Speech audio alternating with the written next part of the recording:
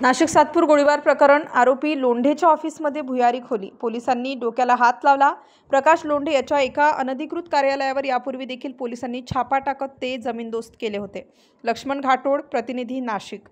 नाशिक पोलिसांनी गोळीबार प्रकरणात ताब्यात घेतलेल्या आरपीआय जिल्हाध्यक्ष प्रकाश लोंढे यांच्या घर झडतीत पोलिसांना त्याच्या कार्यालयात भुयारी घर सापडून आले आहे।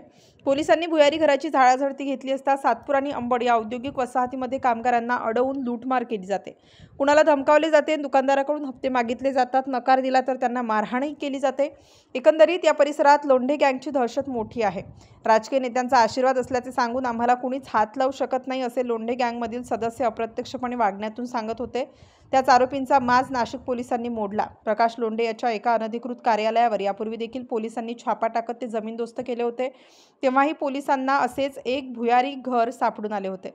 यानंतर पुन्हा त्याने त्याच परिसरात नव्याने बांधलेल्या संपर्क कार्यालयात सिनेस्टाईल पद्धतीचे भुयार सापडून आल्याने पोलिसांच्याही भुवया उंचावल्या आहेत।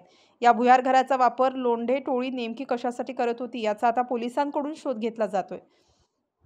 प्रकाश लोंढेसह त्याचा मुलगा दीपक नाना लोंढे, संतोष पवार पोलिसांच्या ताब्यात असून मुख्य सूत्रधार असलेला भूषण लोंढे मात्र अद्यापही फरार आहे। सातपूर गोळीबार प्रकरणी आतापर्यंत 7 जण पोलिसांच्या ताब्यात तर भूषण लोंढेसह इतर अद्याप फरार आहेत।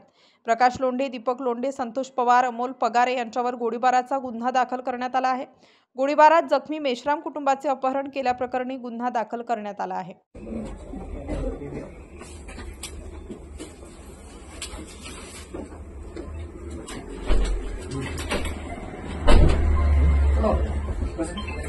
चालेल ना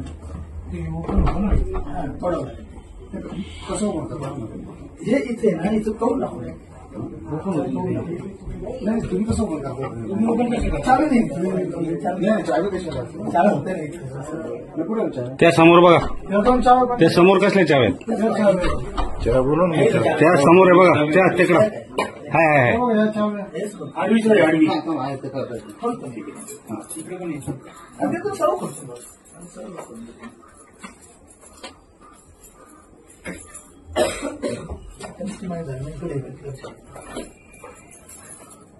परत खालचं काढलं ना